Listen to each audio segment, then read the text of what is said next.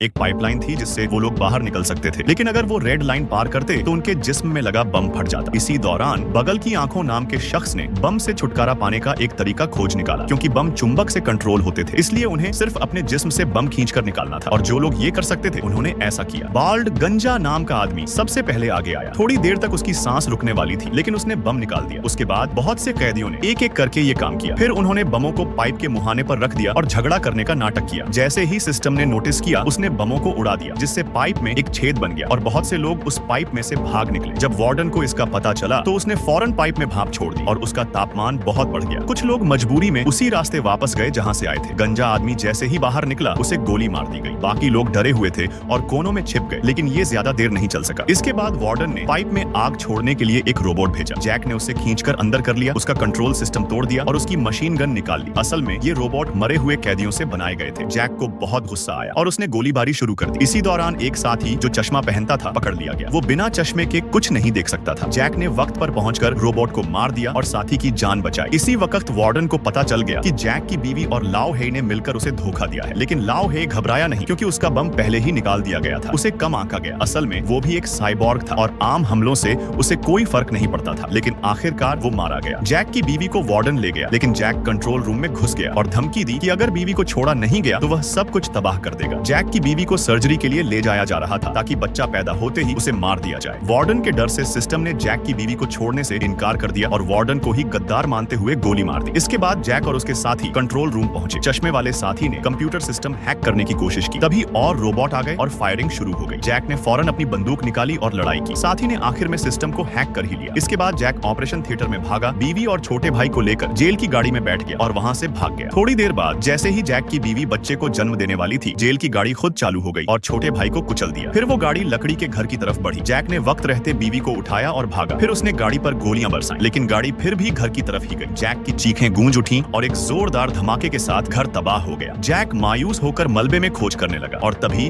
उसे बच्चे के रोने की आवाज सुनाई दी। जब वह वहां पहुंचा तो देखा कि उसकी बीवी और बच्चा जिंदा थे और कबाड़ वाली गाड़ी के पीछे छुपे हुए थे। इस बार जैक को सुकून मिला, लेकिन इस हाईटेक दुनिया में वो कितने दिन तक छुप पाएंगे।